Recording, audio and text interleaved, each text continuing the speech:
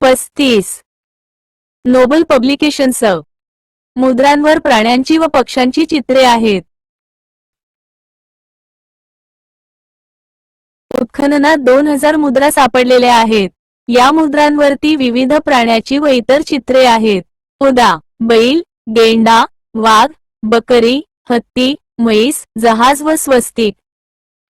2 प्रकारच्या मुद्रा होत्या. पहिली चौरसाकृती व त्यावर प्राण्यांची चित्रे व लिखाण असे. दुसरी आयताकृती मुद्रा व त्यावर फक्त लिखाण होते. धातूपासून सुंदर प्रकारच्या मूर्ती बनविल्या जात असे. कांस्य धातूपासून बनविलेली स्त्रीची नग्न अवस्थेतील मूर्ती सापडली आहे. हडप्पा संस्कृतीतील लोक दगडापासूनही मूर्ती बनवत असत. उत्खननात वजन मापे आढळलेली आहेत. वजन मापे 16च्या पटीत उपयोगात होती असे दिसते. हडप्पा संस्कृतीतील लोक मृदा भांडी चाकाच्या सहाय्याने बनवत असत.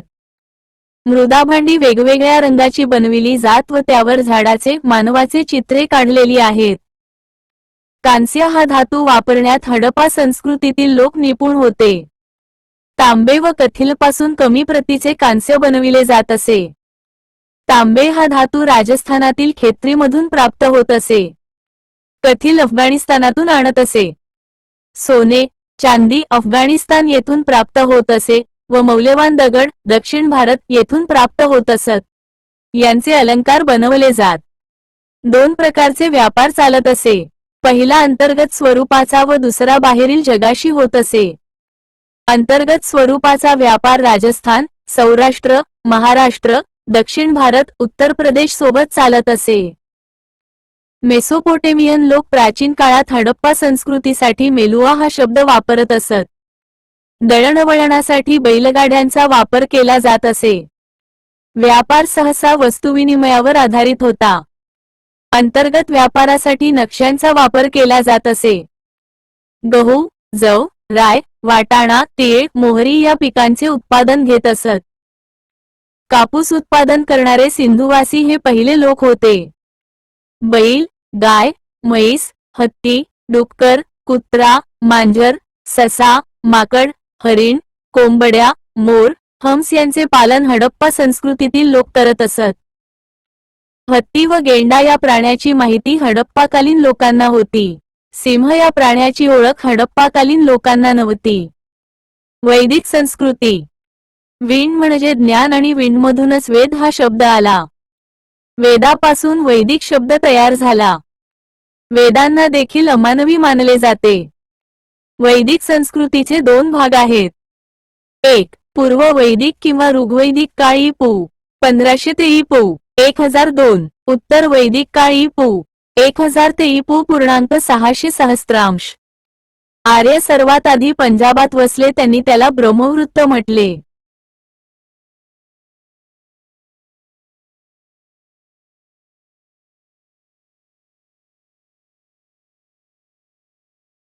(336) नंतर ते गंगा यमुना दुआबात आले, त्यांनी यास आर्यवृत्त म्हटले. ऋग्वैदिक काळात वर्ण जन्मानुसार नसून कर्मावर आधारित होता. कृषीमध्ये मुख्य पीक जव हे होते. आर्य हे बाहेरून भारतात आले असे बहुसंख्य इतिहासकारांचे मत आहे. स्वामी दयानंद सरस्वती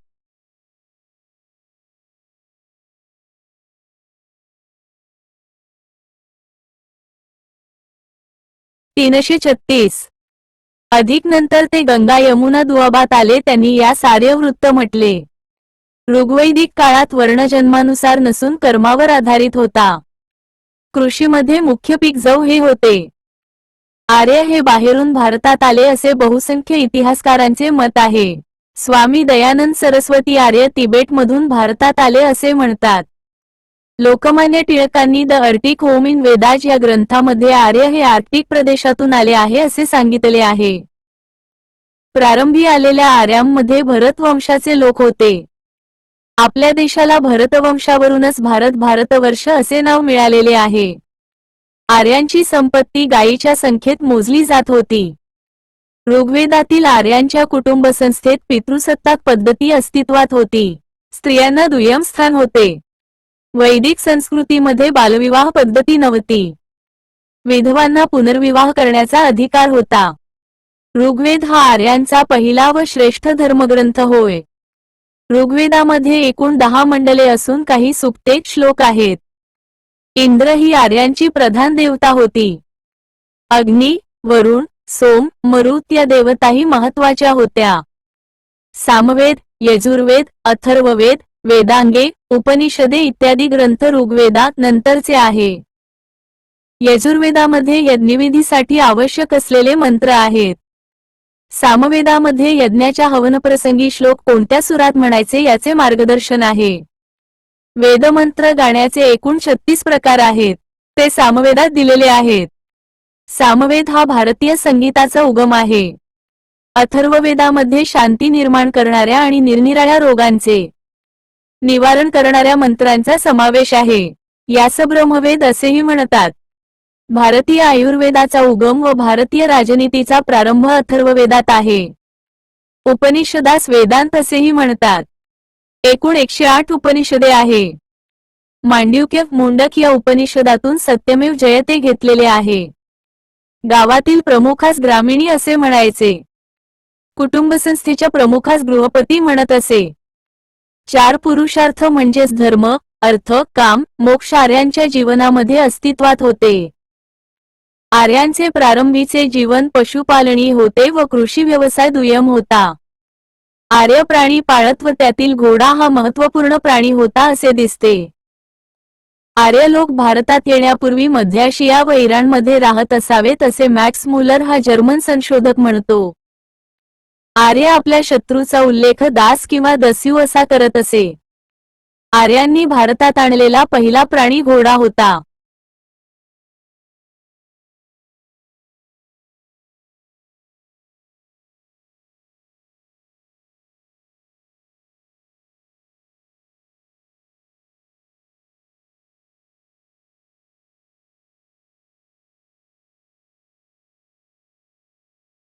छत्तीस नोबल पब्लिकेशन्स. आर्यांना वेगवेगळ्या ऋतूंची माहिती होती. आर्य कांस्य या धातूपासून शस्त्रे बनवत असत. आर्य असलेली चाके सर्वप्रथम आर्यांनी भारतात वापरली होती. आर्यांसाठी गाय हा संपत्तीचा प्रमुख स्रोत होता. धर्मगुरूंना व ऋषींना गायींचे वाण दिले जात असे. योद्धे, धर्मगुरू व सामान्य प्रजा यात समाजाची विभागणी केलेली होती. चौथा समूह शूद्रांचा होता. ते दयनीय होते. ऋग्वेदातील सर्वात महत्त्वपूर्ण देवता इंद्र. जमात म्हणजेच लोकसंख्येचा एक लहान समूह हा जन किंवा 20 म्हणून ओळखला जात असे. ऋग्वेदात संततीसाठी आणि गोधनासाठी इच्छा प्रकट केलेली आढळते, परंतु कन्याप्राप्तीसाठी नाही असे दिसते. एकपत्नीकत्व व काही ठिकाणी बहुपत्नीकत्वाची चाल अस्तित्वात होती. अधिक जमात अथवा वंशप्रमुख केंद्रस्थानी असे. प्रमुखाला राजा असे संबोधले जात असे. सभा व समिती यांचे राजावर नियंत्रण असे. सभा, समिती, विदव, गण्या जमातीवर आधारित ऋग्वेदकालीन संघटना होत्या. वशिष्ठ आणि विश्वामित्रा हे 2 प्रसिद्ध धर्मगुरू होते. सेनानी हा पुरोहितानंतरचा महत्वाचा अधिकारी असे. गुप्तहेरांची नेमणूक केली जात असत. आर्यांचे नागरी अथवा प्रादेशिक प्रशासन नव्हते, कारण त्यांचे जीवन स्थलांतरित व भटके होते. आर्यांचे जीवन ग्रामीण अर्थव्यवस्थेवर आधारित होते. मातीच्या घरात आर्य लोक निवास करत असत. दस्यू हे मूळ रहिवासी होते. त्यांना अनार्य म्हणत. आर्यांचा यांच्यासोबत संघर्ष होत असे.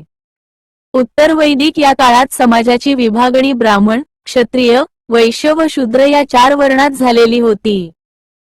अनेक कर्मकांड ब्राह्मणाच्या मदतीने केली जात असत. ब्राह्मण, क्षत्रिय, वैश्य यांना वैदिक मतानुसार उपनयन करण्याचा अधिकार होता. शूद्रांना गायत्री मंत्र पठण करण्याचा व वैदिक उपनयनाचा अधिकार दिलेला नव्हता. वैश्य, व्यापारी हा करदाता होता. उत्तर वैदिक काळात गोत्र पद्धत अस्तित्वात आली. आश्रमव्यवस्था अस्तित्वात आली होती. वयाचे 4 प्रकार होते. 1. ब्रह्मचर्य. 2. गृहस्थ. 3. वनप्रस्थ. 4. सेवानिवृत्ती. उत्तर वैदिक काळात आर्य संस्कृती ब्राह्मणी प्रभावाखाली होती. भौतिक प्राप्तीसाठी देवांची पूजा केली जात असे. गायी वस्त्रप्रावरण व घोडे भेटवस्तू म्हणून दिल्या जात असे. आर्यांनी वैदिक संस्कृती विकसित केली होती. आर्य हा शब्द ऋग्वेदात 36 वेळा आढळतो. अरण्यात जाऊन वेदांमधील गूढ विषयाचा अभ्यास निवांतपणे तयार केलेले निरूपण म्हणजे आरण्यके.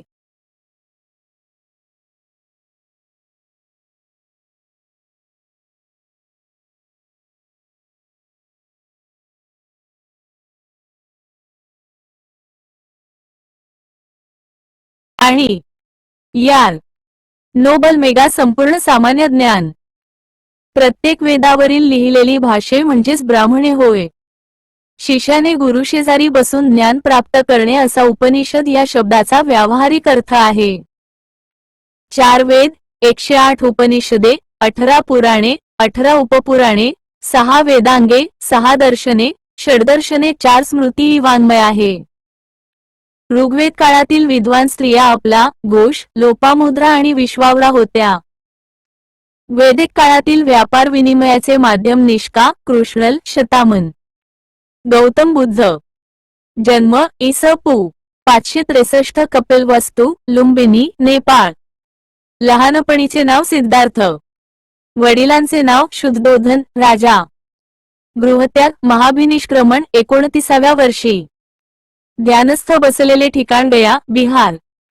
ज्ञानप्राप्ती ध्यानाच्या 49व्या दिवशी वैशाख पौर्णिमेला. बुद्धांनी सारनाथ येथे पहिला उपदेश धम्मचक्र पर्वताने दिला.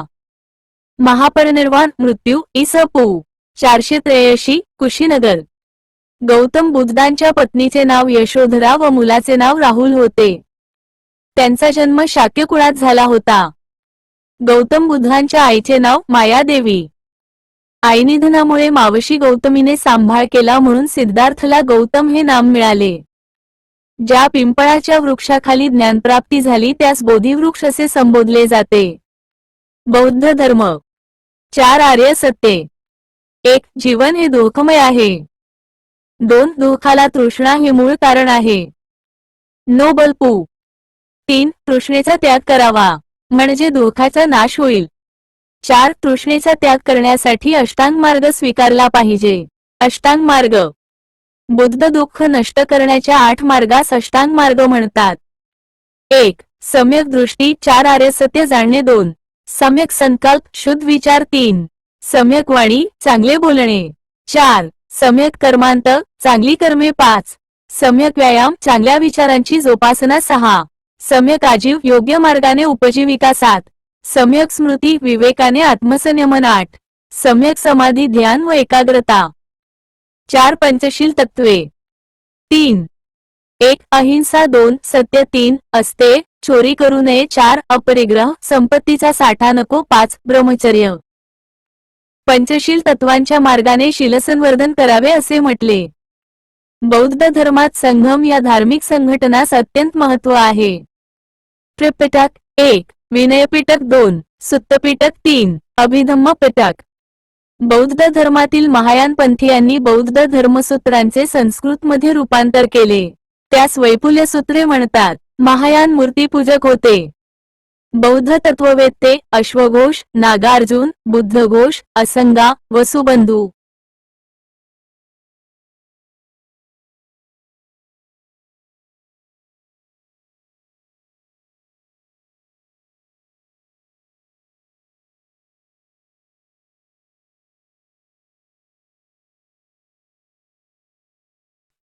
Nobel publications. चंद्रकीर्ती, धम्मपाल, शांतीदेव, धर्मकीर्ती. हीनयान पंथी बौद्ध धर्मी यांनी बुद्धाला महापुरुष मानले. हे मूर्तीपूजक नव्हते. महायान बौद्ध बुद्धांना देवता मानत असत. ते मूर्तीपूजक होते. स्तूप हे बौद्ध शिल्पस्मारक होय. स्तूपाच्या ढिगाऱ्याला म्हणतात. ढिगाऱ्याखालील पात्रास दागोबा म्हणतात. स्तूपाच्या माथ्यावरील चौकोनी वेडीस हर्मिका म्हणतात.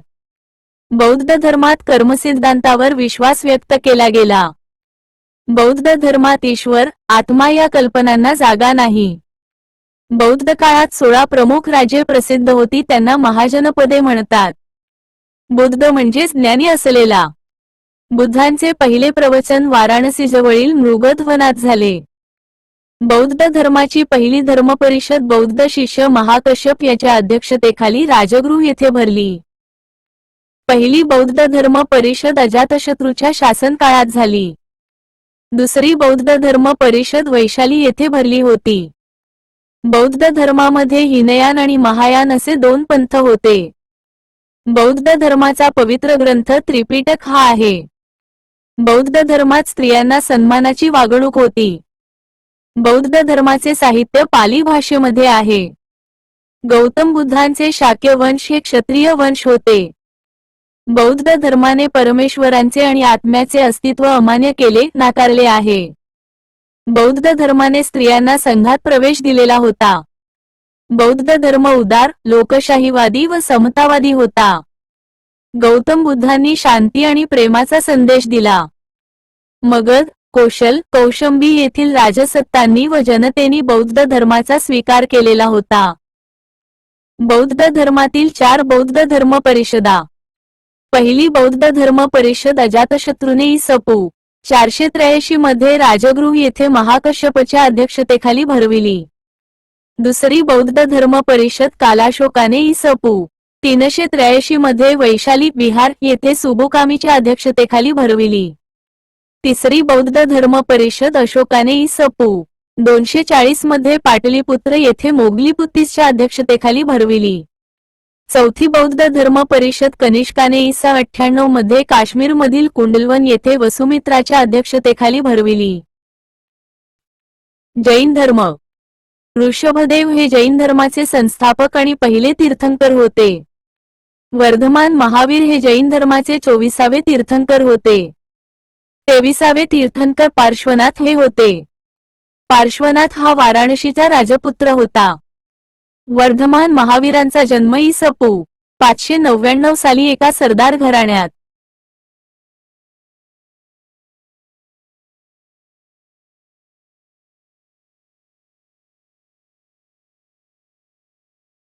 नोबल मेगा संपूर्ण सामान्य ज्ञान 331 कुंदग्राम, कुंदलपूर जिल्हा मुजफ्फरपूर, बिहार येथे झाला. महावीरांच्या वडिलाचे नाव सिद्धार्थ होते.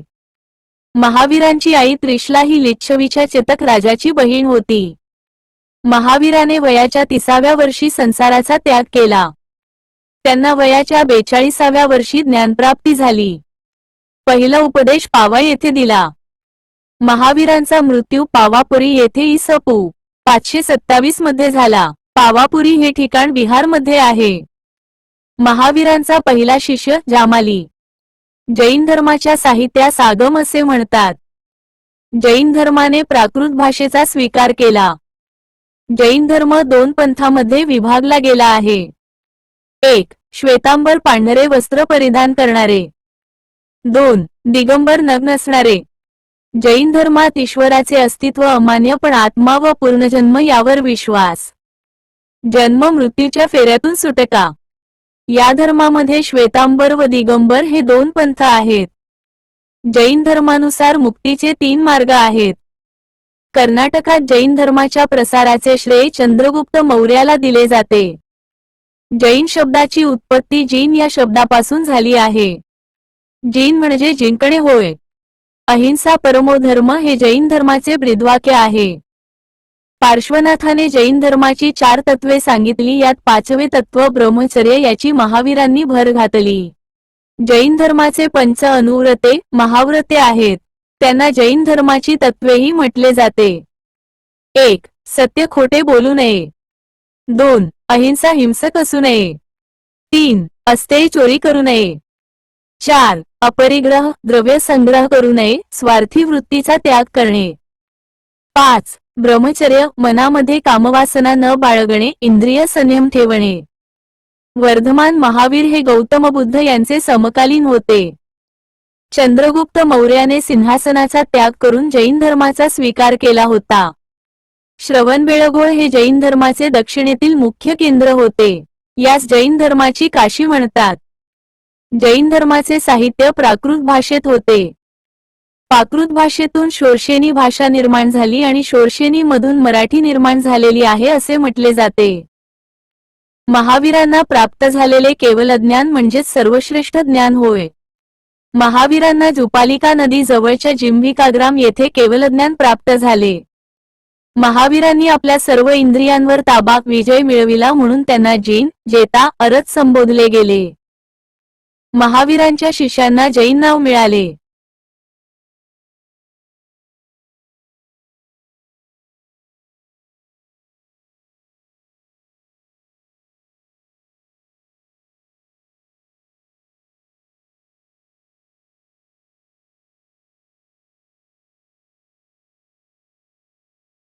Nobel publications. जन्म मरणाच्या फेऱ्यातून मुक्तीसाठी जैन धर्माची त्रिरत्ने. एक सम्यक दर्शन, 2 योग्य ज्ञान, 3 योग्य वर्ण, 1 मतिज्ञान. केवलज्ञान प्राप्तीसाठी जैन धर्माची 5 साधने, 2 श्रुतिज्ञान, 3 कालावधी, 4 मनाच्या समानार्थी शब्दांचे ज्ञान, 5 फक्त ज्ञान. जैन धर्मात आत्मोद्धारासाठी 7 प्रतिज्ञा सांगितलेल्या आहेत. पहिली जैन महासभा स्थूलभद्र याने इ.स. पूर्व 300 मध्ये पाटलीपुत्र येथे चंद्रगुप्त मौर्याच्या सहकार्याने आयोजित केली. दुसरी जैन महासभा देवर्धी क्षमाश्रमण याने इ.स. 512 मध्ये गुजरातच्या वल्लभी येथे आयोजित केली. जैन तीर्थंकराची माहिती भद्रबाहूच्या कल्पसूत्र या ग्रंथात आहे. महावीरांचा पूर्णजन्म व कर्मसिद्धांत यावर विश्वास होता. पहिली जैन नन चंपा. भागवत धर्म. कुमारिलभट व शंकराचार्य यांनी वैदिक धर्मातील दोष दूर करण्याचा प्रयत्न केला होता. नवीन संकल्पनांच्या बदलत्या काळानुसार वैदिक हिंदू धर्मामध्ये समावेश केला गेला.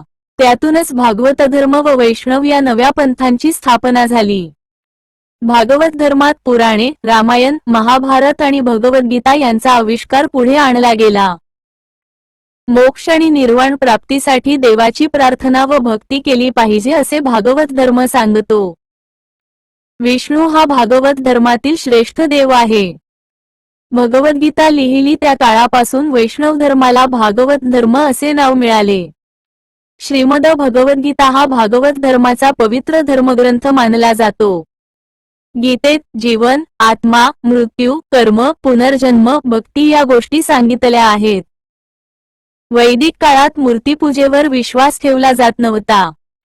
मूर्तिपूजा भागवत धर्माच्या उदयापासून सुरू झाली. विष्णूची पत्नी लक्ष्मी ही समृद्धी व संपत्तीची देवता आहे.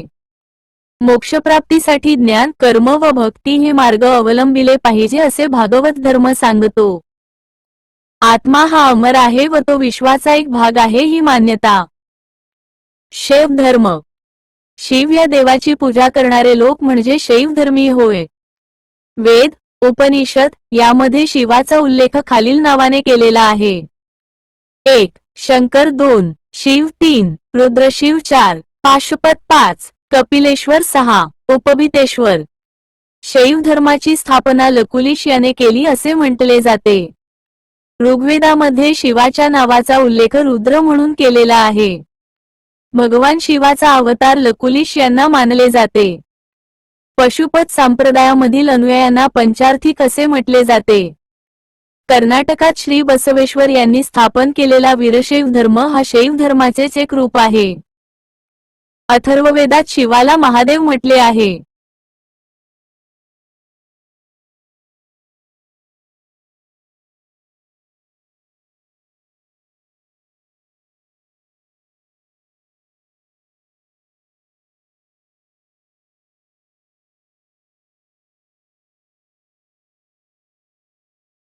नोबल मेगा संपूर्ण सामान्य ज्ञान. शैव धर्मात लिंग पूजा महत्वाची मानली आहे. शिवलिंग हे विश्वनिर्मितीचे कारण असून त्याची मनापासून पूजा करून मोक्षप्राप्ती मिळवावी असा शैव धर्माचा संदेश आहे. लिंग पूजनाचे वर्णन मत्स्य पुराणात आहे. वैष्णव. वैष्णव धर्माचा विकास भागवत धर्मापासून झालेला आहे. वैष्णव धर्माची सुरुवातीची माहिती उपनिषदांमध्ये दिलेली आहे. नारायणाची पूजा करणाऱ्यांना पांचरात्र म्हणून ओळखले जाते. वैष्णव धर्माचे प्रवर्तक भगवान श्रीकृष्ण यांना म्हणतात. त्यांचे निवासस्थान मथुरा, उत्तर प्रदेश येथे होते. विष्णूचे एकूण 10 अवतार आहेत. ते मत्स्य पुराणामध्ये दिलेले आहेत. वैष्णव धर्मामध्ये ईश्वराच्या प्राप्तीला सर्वाधिक महत्त्व दिलेले आहे. विष्णूची भक्ती करणारे वैष्णव म्हटले गेले. वैष्णव धर्म हा विष्णूचा अवतार वासुदेव कृष्ण यांच्याशी संबंधित आहे. वैष्णव धर्मात अवतारवाद, वीरपूजा, पांचरात्र सिद्धांत यांना महत्त्व आहे. वैष्णव धर्माचे प्रवर्तक श्रीकृष्ण यांना देवकीनंदन असेही म्हणतात. छांदोग्य उपनिषदात कृष्णास देवकीपुत्र म्हटले आहे. वैष्णव धर्मात ईश्वरप्राप्तीसाठी भक्तीला महत्त्व दिलेले आहे. शीख धर्म 33. गुरु नानक यांचा जन्म 1469 साली तलवंडी, पंजाब येथे झाला. तलवंडी सध्या पाकिस्तानात असून 30 ननकाना साहिब असेही म्हणतात. गुरु नानक हे शीख धर्माचे संस्थापक आहेत. मानवामध्ये समता ही त्यांची शिकवण. गुरु नानकांची शिकवण यामध्ये ईश्वर हे निरंकार आहे, एकेश्वरवाद, पुरस्कार आणि मूर्तीपूजेचा निषेध. अंधश्रद्धा म्हणजे सांस्कृतिक मागासलेपण. अस्पृश्यतेला विरोध आणि असत्याला विरोध केला. शीख धर्माची 5 तत्वे गुरु नानक यांनी सांगितलेली आहे. 1. दान. दान केले पाहिजे. 2. आंघोळ, स्नान केले पाहिजे. 3. सिमरन, देवाचे स्मरण केले पाहिजे. 4. नाव, देवाचे नाव. 5. सेवा, सेवा केली पाहिजे. 4. गुरु नानक यांनी अस्पृश्यता नष्ट करण्यासाठी लंगर या सामुदायिक भोजन व्यवस्थेची सुरुवात केली होती. गुरु नानक यांनी अनेक कवने लिहिली. ही कवने आदिग्रंथात समाविष्ट आहे. शीख धर्माचा उदय मुघल काळामध्ये झालेला आहे. गुरु नानकांनी सती प्रथा व पडदा पद्धत यांचा निषेध केला. गुरु नानकांचा मृत्यू 1539 मध्ये करतारपूर, सध्या पाकिस्तानात येथे झाला. गुरु नानक नंतर 10 गुरु होते. गुरु अंगद, गुरु अमरदास, गुरु रामदास, गुरु अर्जुन देव, गुरु हरगोविंद, गुरु हरराय, गुरु हरकिशन, गुरु तेग बहादूर आणि गुरु गोविंद सिंग. 4.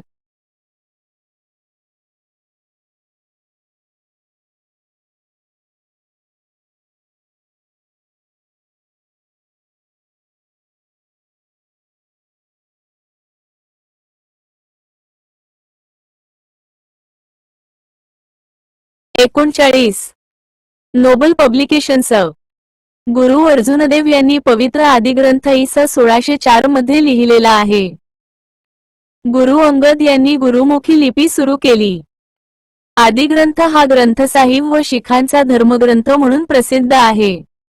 या ग्रंथात संत कबीर, नामदेव, सूरदास, रामानंद या हिंदू संतांच्या वचनांचा समावेश केलेला आहे. गुरु हरगोविंद सिंग यांनी शीख धर्मियात लढाऊ वृत्ती निर्माण करून शीख समाजाचे नवे राज्य स्थापन केले. गुरु गोविंद सिंग हे शीखांचे 10वे गुरु होय. गुरु गोविंद सिंग यांनी खालसा पंथाची स्थापना 1699 मध्ये केली. खालसा गटाचे वैशिष्ट्य शीख व इतर धर्मीयांनी एकत्र येऊन अन्यायाचा मुकाबला करणे हे होय. गुरु तेग बहादूर हे शीखांचे 9वे गुरु होते. गुरु गोविंद सिंग यांची समाधी नांदेड येथे आहे. गुरु नानक यांनी अनेक ठिकाणी संगत म्हणजे धर्मशाळा सुरू केल्या. पंगत म्हणजेच भोजनाचे लंगर स्थापन केले. अमृतसर जलाशय गुरु रामदास यांनी निर्माण केले व गुरु अर्जुन यांनी अमृतसर तलावात हरमिंदर साहबचे सुवर्ण मंदिराचे निर्माण केले. गुरु गोविंद सिंह यांनी शिखांनी आपल्या नावात सिंह शब्द लावावा असे सांगितले. झोरास्ट्रियन धर्म. पारसी झोरोएस्ट्रियन धर्माचे संस्थापक पैगंबर झरथुस्त्र हे आहेत. पारसी धर्माचा पवित्र ग्रंथ झेन द अवेस्ता हा आहे. पारसी लोक एकेश्वर अहुर यांना मानतात. पारसी धर्माच्या अनुयायांना अग्निपूजक असेही म्हणतात. पारसी धर्माचे प्रार्थनास्थळ अग्यारी, अग्नि मंदिर किंवा आतिश बेहराम म्हणून ओळखले जाते. पारसी धर्माची मूळ शिकवण सद्विचार, सद्वचन व सहकार्य आहे. मुळात पारसी धर्मीयांची संख्या जगात फारच कमी, सुमारे 1 लाख आहे. त्यांची सर्वाधिक संख्या भारतात सुमारे 69,000 आहे. त्यातही त्यांचे सर्वाधिक केंद्रीकरण महाराष्ट्रात झालेले आहे. हा एक प्राचीन धर्म आहे. पारसी नववर्ष म्हणजेच नवरोज. पारसी धर्मात अग्नीला अत्यंत पवित्र मानले जाते. एकेकाळी पारसी धर्म इराणचा राजधर्म होता. पारसी धर्मीयांचे भारताच्या विविध क्षेत्रात मोठे योगदान आहे. प्राचीन फारस म्हणजे आजचा इराण देश होय. पारसी धर्मीयांची भाषा अवेस्तन भाषा. इस्लाम धर्म. इस्लाम धर्माचे संस्थापक हजरत मुहम्मद पैगंबर साहेब हे आहेत.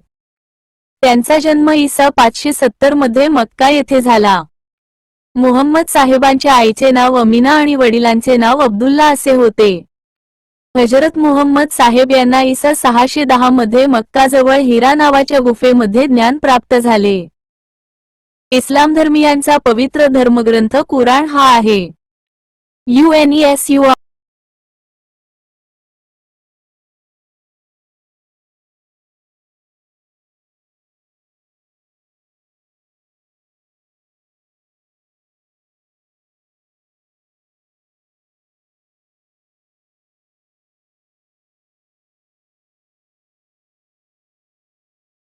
चौतीस.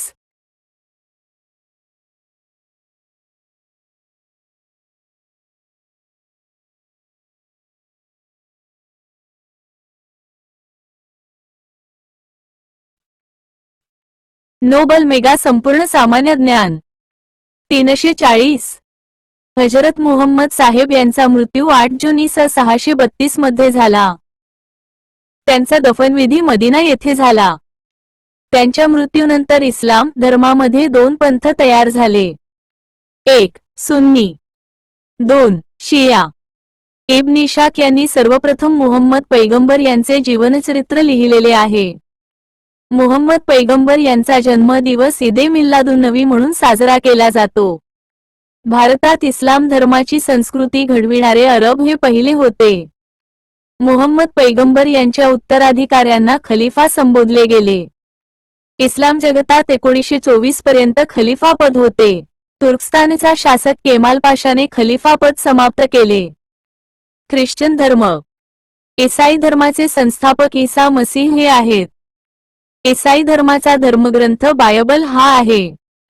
ईसा मसीह यांचा जन्म जेरुसलेम जवळ बेथलेम येथे झाला. ईसा यांचा जन्मदिवस ख्रिसमस म्हणून साजरा केला जातो. ईसा यांच्या आईचे नाव मेरी आणि वडिलांचे नाव जोसेफ हे आहे. ईसा यांचे सुरुवातीला 2 शिष्य होते, एंड्रस आणि पीटर. ईसा यांना रोमन गव्हर्नर पेंटियस याने सुळावर चढवले. ईसा यांना ईसा 33 मध्ये सुळावर चढवले गेले. ईसाई धर्माचे पवित्र चिन्ह क्रॉस. ईसाई लोक 3 तत्वांवर विश्वास ठेवतात. 1. ईश्वर परमपिता आहे. 2. ईश्वर पुत्र ईसा मसीह आहे. 3. ईश्वर पवित्र आत्मा आहे. OBLE. ईसाई हा एकेश्वरवादी धर्म आहे. ज्यू धर्म. ज्यू धर्माची स्थापना सुमारे 4000 वर्षापूर्वी म्हणजेच इ.स. पूर्व 2000 च्या आसपास झाली. ज्यू धर्माचे अस्तित्व प्राचीन ग्रीक नवदीतही सापडते. धर्माचे संस्थापक अब्राहम, मोझेस, तोराह. ज्यूंची भाषा हिब्रू. ज्यू धर्माचा पवित्र ग्रंथ. हिब्रू भाषेतील तोरा हा ग्रंथ होय. ज्यू धर्माचे प्रार्थनास्थळ सिनेगॉग. पवित्र ज्यू स्थळ जेरुसलेम. ज्यू धर्मीयांना ज्यूइश यहुदी म्हणतात. पहिली ज्यू काँग्रेस परिषद 1897 स्वित्झर्लंड येथे भरली होती. ज्यू धर्मीय लोक युरोपभर पसरलेले होते. दुसऱ्या महायुद्धाच्या काळात हिटलरने युरोपचा बराचसा भाग जिंकला होता व ज्यू धर्मीयांची सामूहिक हत्याकांडे घडविली. यामुळे ज्यू लोकांना मायभूमीस परागंदा व्हावे लागले. ज्यू राष्ट्र इस्रायलची स्थापना 14 मे 1948. जगातील कोणत्याही देशात जन्म घेणाऱ्या ज्यू लोकांना इस्रायलचे नागरिकत्व आपोआप प्राप्त होते. ते केव्हाही इस्रायलला जाऊ शकतात. हे लहान परंतु प्रगत राष्ट्र आहे. एकच ईश्वर आहे. तो विश्वाचा निर्माता आहे. तो निराकार आहे. तो अनंत आहे. त्याचे अस्तित्व नेहमीसाठी आहे, अशी ज्यू मान्यता आहे.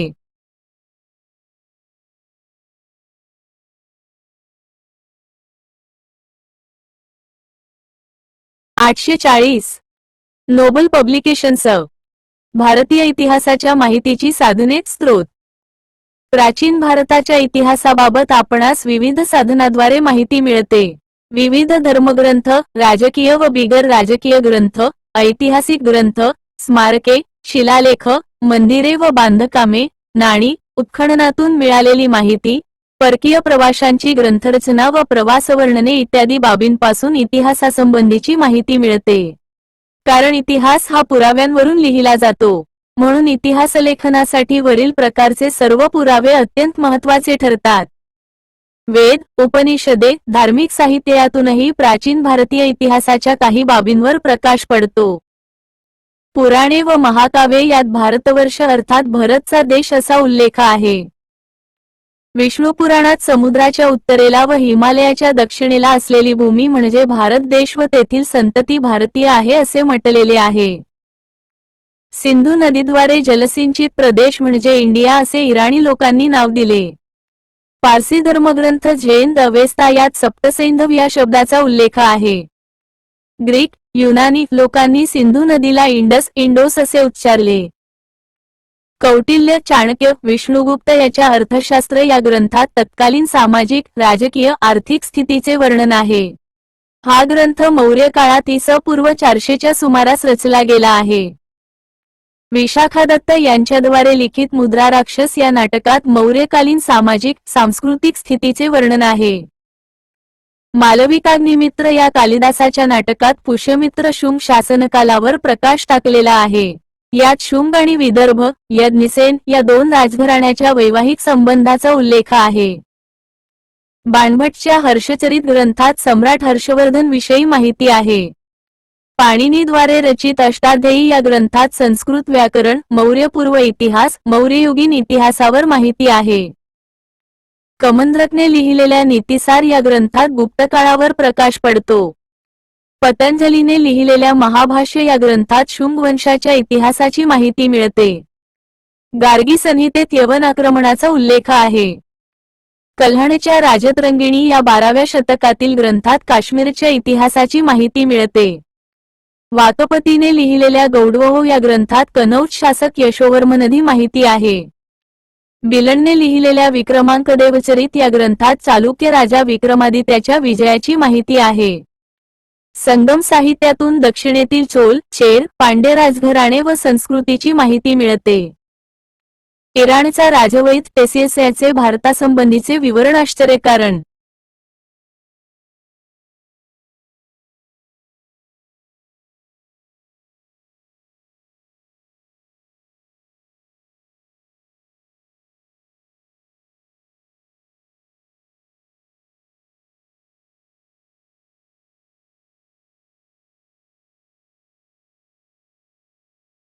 नोबल मेगा संपूर्ण सामान्य ज्ञान 341 असल्यामुळे तितकेसे विश्वसनीय नाही. इतिहासाचा जनक हेरोडोटस याच्या हिस्टोरिका या ग्रंथात इ.स. पूर्व 5व्या शतकातील भारत, फारस, इराण संबंधाचं वर्णन आहे. सिकंदर सोबत आलेल्या निरॅक्स, आनेसिक्रटस या लेखकांच्या विवरणातही भारत संबंधी माहिती मिळते. ग्रीक सेनानी सेल्युकस निकेटर सोबत भारतात आलेल्या मेगॅस्थेनिस या राजदूत व लेखकाने आपल्या इंडिका या ग्रंथात मौर्यकालीन इतिहास व व्यवस्थेबाबत महत्त्वपूर्ण माहिती दिलेली आहे. सम्राट बिंदुसारच्या राजदरबारात आलेल्या डायमेकस या सिरियन राजदूताच्या विवरणात मौर्य काळाची माहिती आहे. इजिप्त नरेश टॉलमी फिलेडेल्फसचा राजदूत डायोनिसियस हा सम्राट अशोकाच्या दरबारात आला होता. ग्रीक लेखक टॉलेमीने 2ऱ्या शतकात लिहिलेल्या जिओग्राफी, भारताचा भूगोल यात भारतासंबंधीची माहिती आहे. 1ल्या शतकातील प्लिनीच्या नॅचरल हिस्ट्री या ग्रंथात भारतातील वृक्ष, वेली, पशु, पक्षी, खनिजे ची माहिती आहे.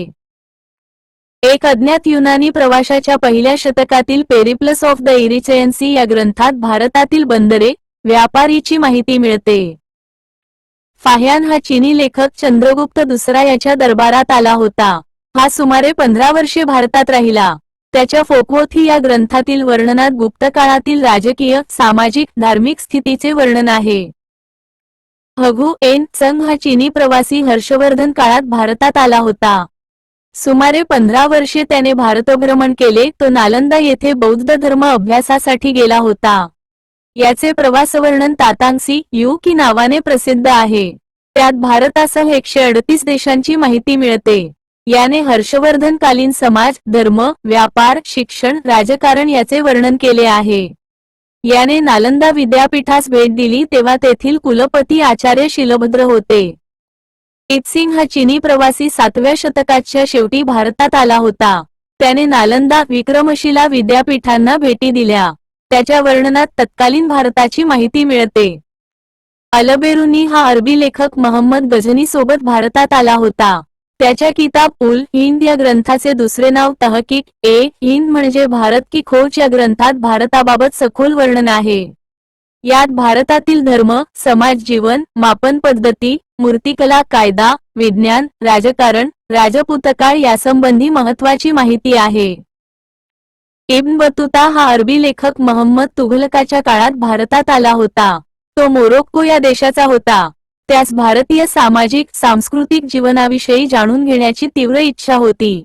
महम्मद तुघलकने त्यास दिल्लीचा काजी म्हणजेच न्यायाधीश म्हणून नियुक्त केले होते. त्याने रहेला हा माहितीपूर्ण ग्रंथ लिहिला. लामा तारानाथ या तिबेटी लामा व लेखक यांनी लिहिलेल्या कंग्यूर आणि तंग्यूर या 2 ग्रंथात भारतीय इतिहासाबद्दल माहिती मिळते. 13व्या शतकात भारतातील पांड्य क्षेत्राच्या यात्रेवर मार्को पोलो हा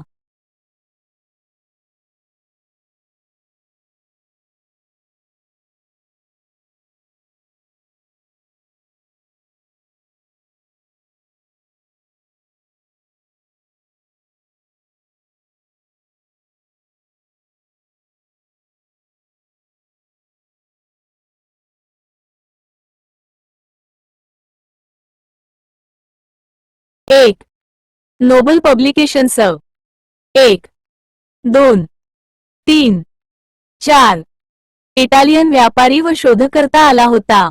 त्याच्या विवरणातून पांड्य काळाविषयी ऐतिहासिक माहिती मिळते. इटलीचा निकोलो डी कोटी याने 1224 मध्ये विजयनगरला भेट दिली.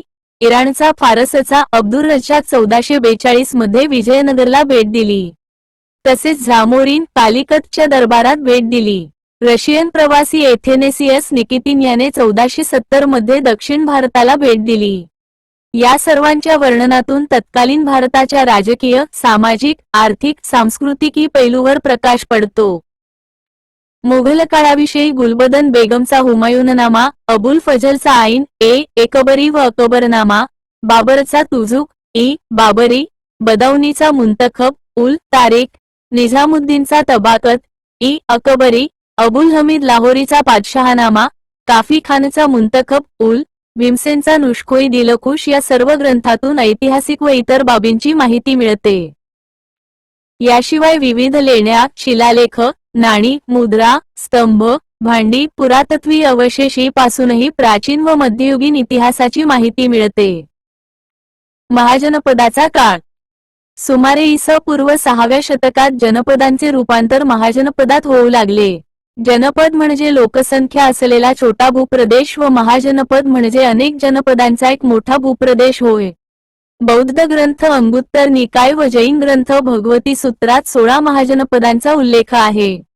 या महाजनपदांची माहिती खालीलप्रमाणे आहे. मगध याची राजधानी राजगीर राजगृह होती. आजच्या बिहार राज्यातील पाटणा, गया व नालंदा या दक्षिण भागात मगध महाजनपद होते. बौद्ध काळात हर्यक वंशाचा बिंबिसार हा राजा मगधवर राज्य करीत होता. अंग याची राजधानी चंपावती नगर होती. आजच्या बिहारमधील दक्षिण भागातील भागलपूर व मुंगेर या जिल्ह्यामध्ये अंग जनपद होते. चंपावती नगर आज भागलपूर म्हणून ओळखले जाते. अंग बिंबिसारने मगध साम्राज्यात विलीन केले. कुरु याची राजधानी इंद्रप्रस्थ होती. आजच्या दिल्ली उपप्रदेशचा अलीगड, मेरठ या भागात हे महाजनपद होते. अवंती या महाजनपदाच्या 2 शाखा होत्या, उत्तर अवंती व दक्षिण अवंती. उत्तर अवंतीची राजधानी उज्जैनी व दक्षिण अवंतीची राजधानी महिष्मती होती. आजच्या मध्य प्रदेशातील माळवा पठारास समांतर असे हे महाजनपद होते. 5. कोसल याची राजधानी श्रावस्ती होती. आजच्या उपप्रदेशातील अयोध्या, साकेत, श्रावस्ती हा भाग कोशल महाजनपदात येत असे. 6. चेदी याची राजधानी शक्तिमती सोत्थिवती होती. आजच्या बुंदेलखंड या यमुनेच्या किनारी भागात हे महाजनपद होते. 7. अश्मक याची राजधानी पोतन होती. यास नंतरच्या काळात प्रतिष्ठान पैठण म्हटले गेले असावे. हे महाजनपद भारतात गोदावरी काठी होते, याचे दुसरे नाव अस्सक होते. हे दक्षिण भारतातील एकमेव महाजनपद होते. 8. काशी याची राजधानी वाराणसी होती. यास बनारस असेही म्हणतात. सध्याच्या 3 प्रदेशातील दक्षिण पूर्व भाग काशी महाजनपद म्हणून ओळखला जात असे. ज्ञान, शिल्प, व्यापारीसाठी हे महाजनपद.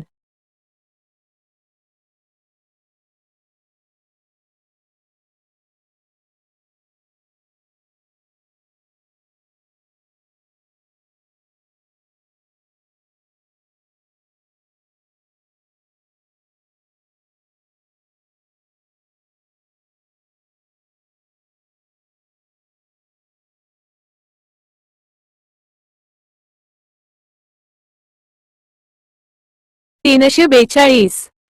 सोपल सेन संपूर्ण प्रसिद्ध होते. 9. वज्जी याची राजधानी वैशाली होती. वज्जी महाजनपद हैलच्छवी, विदेह, ज्ञात्रिक अशा 8 गणराज्यांचा एक संघ होते.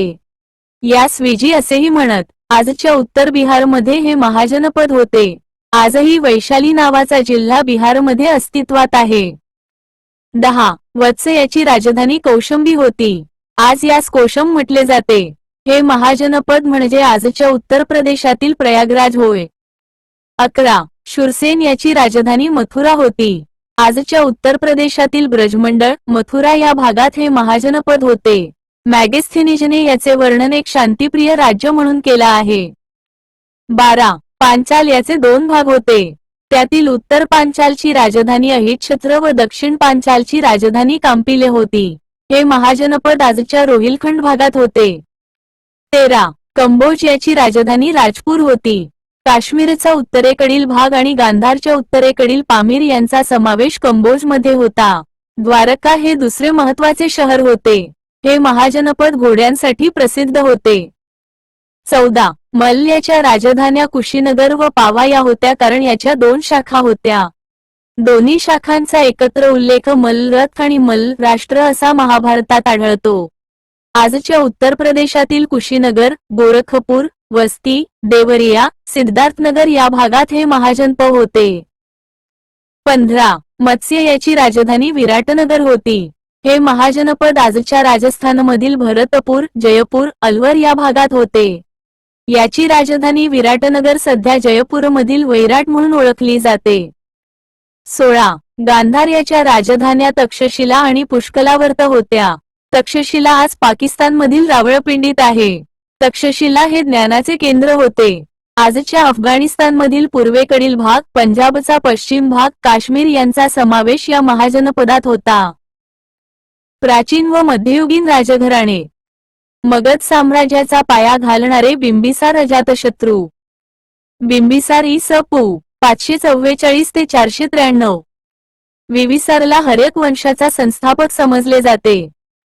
इ.पू. 6.व्या शतकामध्ये भारतात 16 महाजनपदांचा उदय झाला. त्यात सर्वात शक्तिशाली महाजनपद मगध होते.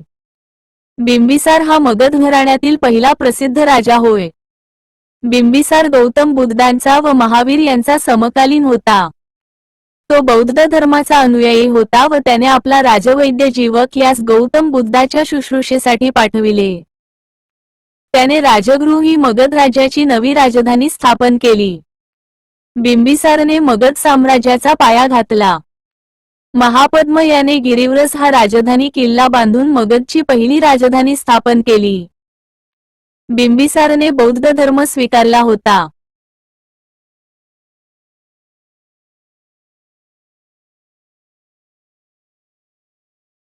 2. नबील पब्लिकेशन्स. अजातशत्रू इ.स. पू. 493 ते 462. अजातशत्रूने आपला पिता बिंबिसारचा खून करून मगधची गादी बळकावली. भरहुत येथील शिल्पात गौतम बुद्ध आणि अजातशत्रू यांचे चित्रण आहे. अजातशत्रूचे दुसरे नाव कुणिक होते. याने पहिली बौद्ध धर्म परिषद राजगृह येथे भरविली. अजातशत्रूनंतर त्याचा मुलगा उदायीन मगधच्या गादीवर आला. त्याने आपली राजधानी राजगृहहून पाटलीपुत्र येथे नेली. अजातशत्रू हा नंतर बुद्धांचा अनुयायी बनला. मगध साम्राज्याच्या केंद्रस्थानी पाटलीपुत्र येत असल्याने तिचे राजकीय व व्यापारी महत्त्व वाढले.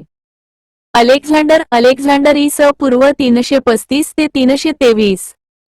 इ.स. पू. 6व्या शतकात इराणचा राजा सायरसने भारतावर पहिल्यांदा आक्रमण केले. ग्रीक सम्राट अलेक्झांडर हा भारतावर स्वारी करणारा दुसरा परकीय होय. सुप्रसिद्ध तत्त्वज्ञ एरिस्टॉटल हा अलेक्झांडर उर्फ सिकंदर याचा गुरु होता, तर सेल्युकस निकेटर हा त्याचा सेनापती होता. अलेक्झांडर हा ग्रीसमधील मेसेडोनिया राज्याचा राजा होता. तो पराक्रमी व जगज्जेता होण्याची मनीषा बाळगणारा राजा होता. भारतामधील तक्षशिलेचा राजा अंबियाने आपल्या शेजारच्या पोरस राजाला हरविण्यासाठी अलेक्झांडरला आमंत्रण दिले. अलेक्झांडर आणि पोरस यांच्यामध्ये झेलम नदीकाठी झालेल्या युद्धास झेलम युद्ध असे म्हणतात. झेलम युद्धात अलेक्झांडरचा विजय झाला. झेलम युद्धात अलेक्झांडरला मदत करणारा भारतीय राजा अंबी होय. अलेक्झांडरचा मृत्यू इ.स. पू. 323 मध्ये ज्वराच्या आजारामुळे बॅबिलोन येथे झाला. सिकंदरचा आवडता घोडा बौकेफला. इराणचा महान सम्राट अशी पदवी अलेक्झांडरने स्वतःला जाहीर केली. त्याने भारतात जिंकलेल्या आपल्या प्रदेशांवर 7 क्षत्रपांची राज्यपाल यांची नेमणूक केली होती. त्याच्या मृत्यूनंतर भारतातील ग्रीक साम्राज्याचा अंमल संपला. मगध राज्य आणि मौर्यांचे युग. चंद्रगुप्त मौर्य 321 ते 298. चंद्रगुप्त मौर्य हा मगध राजघराण्याचा प्रसिद्ध सम्राट होय. चाणक्य हा चंद्रगुप्त मौर्याचा गुरु होता. नंतर तो मौर्याचा प्रधानमंत्री बनला. प्राचीन भारत वर्षास त्याची नैसर्गिक सीमा मिळवून देणारा चंद्रगुप्त हा पहिला सम्राट होय. सेल्युकस निकेटर या ग्रीक सेनानी सोबत झालेल्या युद्धात चंद्रगुप्त मौर्याने विजय मिळविला. सेल्युकस निकेटरने आपली मुलगी हेलेना हिचा विवाह चंद्रगुप्ताशी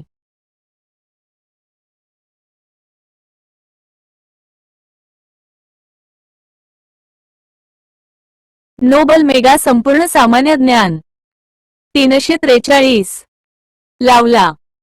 तसेच त्याने मेगॅस्थेनिज या राजदूतास चंद्रगुप्ताच्या दरबारात ठेवले. मेगॅस्थेनिजने इंडिका हा इतिहास ग्रंथ लिहिला.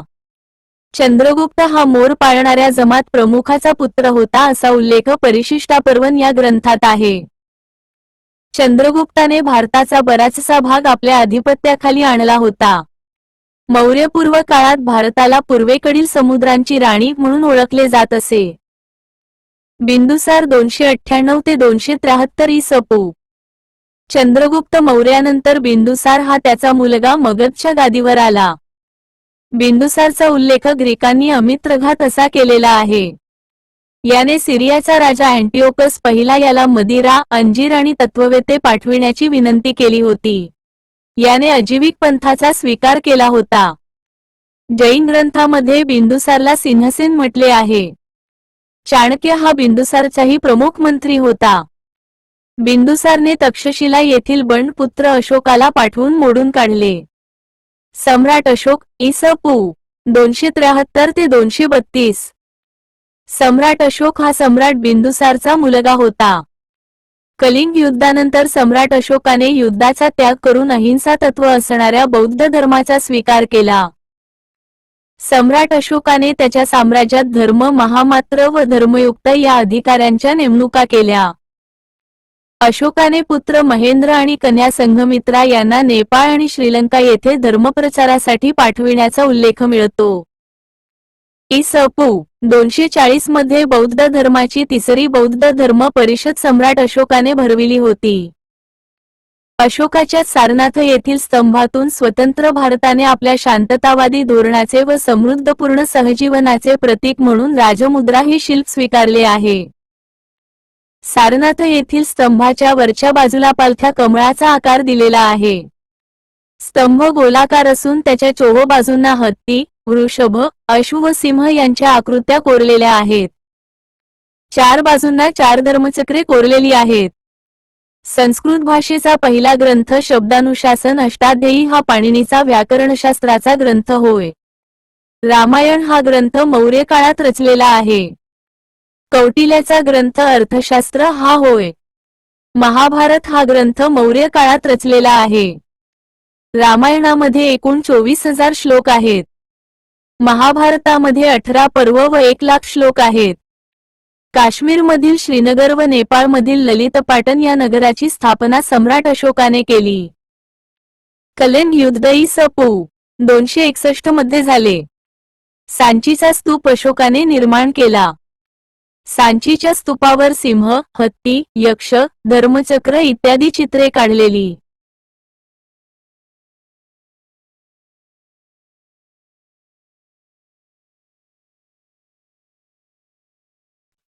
आहेत. मथुरा व चुनार खाणीतील दगडापासून स्तंभ बनविण्यात आले. जेम्स प्रिन्सेप याने सर्वप्रथम अशोकाच्या अभिलेखावरील ब्राह्मी लिपीतील अक्षरे 1837 मध्ये वाचली व तिचा उलगडा केला. शेवटचा मौर्य सम्राट बृहद्द होता. त्याचा पुष्यमित्र शुंगने खून करून शुंग घराण्याची स्थापना केली. मिनांडर म्हणजेच मिलिंद हा इंडो-ग्रीक वंशाचा राजा होता. मिलिंद पन्हो, मिलिंदाचे प्रश्न या ग्रंथात राजा मिलिंद व बौद्ध भिक्षू नागसेन, नागार्जुन यांचा संवाद आहे. कोरीव लेखाच्या आधारे अशोकाच्या इतिहासाची माहिती मिळते. अशोकाचे कोरीव लेख खडकावर, स्तंभावर व गुहामध्ये सापडतात. अशोकाने धर्म सहिष्णुतेचे धोरण अवलंबिले होते. तो उदारवृत्तीचा होता. अशोकाने देशाच्या राजकीय एकीकरणात मोठी भूमिका बजावली होती. अशोक त्याच्या शांततेचे धोरण, अनाक्रमण व सांस्कृतिक विजय यासाठी प्रसिद्ध महान प्राचीन भारतीय राजा होता. कोरीव लेख हे प्राकृत भाषा, ब्राह्मी व अरमाइक लिपीत कोरले गेलेले आहेत. अशोकाच्या कोरीव लेखावर देवनाम प्रियदासी असा अशोकाचा उल्लेख केलेला आहे. देवनाम प्रियदासी म्हणजे देवाचा लाडका होय. कोरीव लेखाद्वारे राजाज्ञा देणारा अशोक सर्वात पहिला राजा होता. अशोकाने पश्चिम आशिया आणि ग्रीक येथे शांतिदूत पाठविलेले होते. अशोकाने शिकारी, कोळी यांना प्राण्यांची हत्या करण्यासाठी मनाई केलेली होती. दक्षिण भारत, श्रीलंका, म्यानमार व इतर देशांमध्ये अशोकाने आपले धर्मोपदेशक पाठविले होते. अशोकाने चैनीचे सामाजिक समारंभ साजरे करण्यावर बंदी घातली होती. अशोक हा एक महान धर्मोपदेशक राजा होता. अशोकाने बौद्ध धर्म लादण्याचा प्रयत्न केला नाही. शुंग इ.स. पू. 185 ते 75. शुंग वंशाची घराण्याची स्थापना पुष्यमित्र शुंग याने केली. पुष्यमित्र शुंग हा मौर्य शासक बृहद्रथचा सेनापती होता. त्याची हत्या करून पुष्यमित्र याने सत्ता हाती घेतली. बाणभट्ट लिखित हर्षचरित मध्ये पुष्यमित्र शुंग याचेही वर्णन आहे. मनु आणि पतंजली हे पुष्यमित्राचे समकालीन होते. अष्टाध्यायीचा लेखक पाणिनीच्या मतानुसार शुंग हे भारद्वाज गोत्राचे ब्राह्मण होते. कालिदासाच्या मतानुसार शुंगाचा पुत्र अग्निमित्र हा वैदिक कुळातील ब्राह्मण होता. मौर्य अमात्य यज्ञसेनने विदर्भात आपली स्वतंत्र सत्ता स्थापन केली व पुष्यमित्राला आव्हान दिले. पुष्यमित्राने लढाईसाठी पुत्र अग्निमित्राला पाठविले. अग्निमित्राने विदर्भावर प्रलोभनाद्वारे विजय मिळवला. पुष्यमित्राच्या काळात यवनांची आक्रमणे झाली.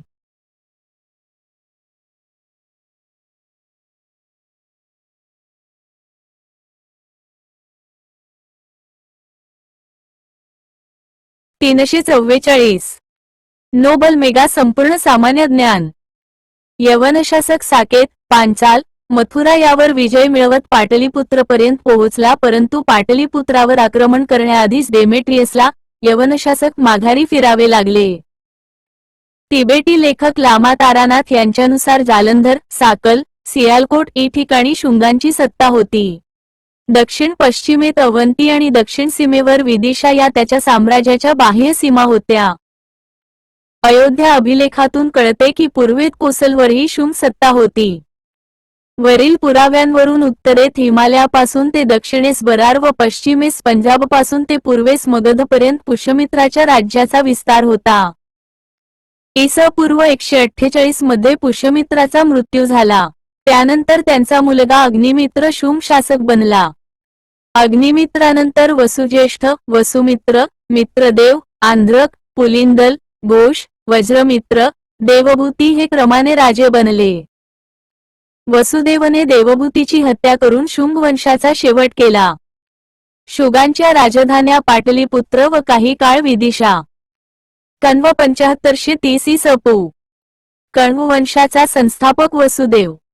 वसुदेवने शुंगशासक देवभूतीची हत्या करून कण्व वंशाची स्थापना इ.स. पूर्व 75 मध्ये केली. कण्व वंशाची महत्वाची माहिती बाणभट्टच्या हर्षचरित या ग्रंथात मिळते. वसुदेव हा शुंगांचा अमात्य होता. त्याने राणीचा वेश धारण करून देवभूतीची हत्या केली. कण्व हे ब्राह्मण होते. कण्व वंशाच्या वसुदेवने 9 वर्षे, भूमिपुत्राने 14 वर्षे, नारायणाने 12 वर्षे आणि सुशर्माने 10 वर्षे राज्य केले. सुशर्माच्या मृत्यूसोबतच कण्व शासनाचा शेवट झाला. सुशर्माची हत्या सेवक सिमुकने केली व अशा प्रकारे कण्व सत्ता संपुष्टात आली व सातवाहन सत्ता स्थापन झाली. कण्वांची राजधानी पाटलीपुत्र आणि विदिशा सातवाहन इ.स. पू.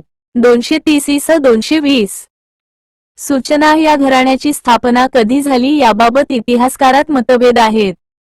सातवाहन साम्राज्याचा संस्थापक सिमुक होय की महाराष्ट्रातील सर्वात प्राचीन राजवट होय.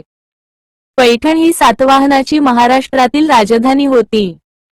सातवाहनातील प्रसिद्ध राजे म्हणजे सिमुक, पहिला राजा श्री सातकर्णी, गौतमीचा मुलगा श्री सातकर्णी, यज्ञश्री सातकर्णी, वशिष्ठीचा मुलगा सातकर्णी. गाथा सप्तशती हा ग्रंथ लिहिणारा सातवाहन राजा हाल हा कुंतल महाराष्ट्र या देशाचा राजा होता. बृहत्कथा हा ग्रंथ लिहिणारा गुणाढ्य हा हालचा प्रधान होता. सातवाहनाने आंध्र प्रदेशामध्ये अमरावती, नागार्जुनकोंडा येथे भव्य स्तूपाची निर्मिती केली. महाराष्ट्रात कार्ले येथील गुहा, नाशिक जवळील पांडवलेणी, नाणेघाटची लेणी इ सातवाहनांनी निर्माण केली.